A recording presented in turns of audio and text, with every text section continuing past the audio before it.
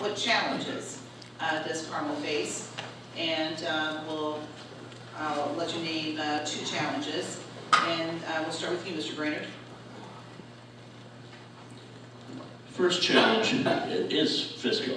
It's a challenge to manage a city that's grown from 20,000 people to 80,000 people and provide hundreds of $1 million in needed water lines, sanitary sewer lines, storm sewer lines, roads, parks, all these things that people want, and do so without raising residential property tax rates. That is a challenge and will continue to be a challenge as we grow. I think the second challenge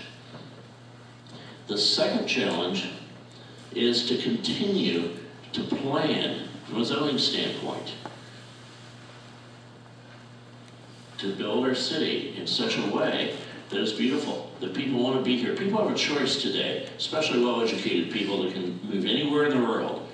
And how do we compete for those businesses that want to be here? We have to make sure that they can hire the people, the top-rate people they need. And to do that, we need to pay a lot of attention to how we plan and zone and keep this city beautiful. Thank you, Mr. Brainerd. Mr. Asatero. The first challenge will be able to keep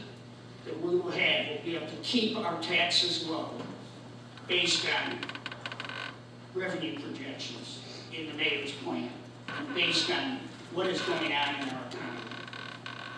The second challenge is we need to try to keep our assessed value up. And in the business community, with all this vacant space we have here in Carmel, commercial and office space, it will be difficult to keep our assessed value up. So we have a potential of not having enough tax money to meet the debt that has already been incurred and placed on our church bills. Thank you, Mr. Asatero. Mr. Spiegelman.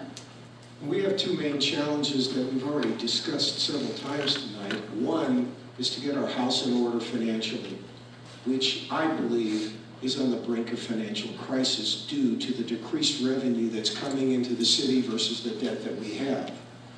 But the most important challenge is how to look for Carmel, how Carmel will look and progress in the future. We can build palladiums, we can build arts and design districts, but they have to have planning, something that the mayor hasn't really done in respect to getting people into this city to appreciate that benefit. We have a palladium that is indeed beautiful, but any performing arts center in this entire country has always been successful in the first year or 2, and then generally patronage drops off dramatically. How are we going to keep that up, where the palladium itself will start paying for itself instead of having taxpayer resident money subsidizing it year after year after year? That's our greatest challenge now. Thank you, Mr. Spiegelman. 30 seconds, Mr. Brainerd.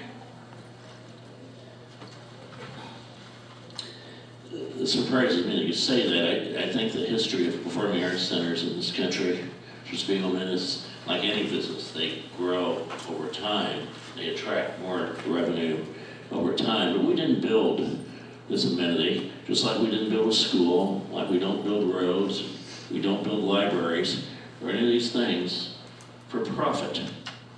If we had, the private sector would do it. Instead, we build it because the people here want these amenities, and it attracts commercial tax base that keeps our taxes low. Thank you, Mr. Brainerd. Mr. Asatero. So I guess we develop commercial tax base and we continue to subsidize the operations of these various things. And we've used a lot of taxpayer money to prop up commercial development here in our city. Millions and millions of dollars. About $8 million for City Center, about $3 million for the Design Center, and $6 million for the building that's going up on Main Street.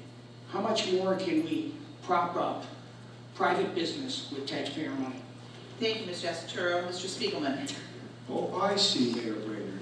So we build things here in Carmel with no expectation that we can do anything otherwise but subsidize them with taxpayer money. I understand now what your procedure is, but the fact of the matter is that we built this. It's there.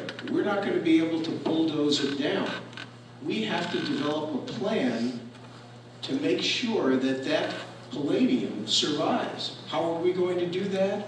With enormous and direct fundraising programs, either locally or nationwide, rather than having taxpayer money subsidize it indefinitely.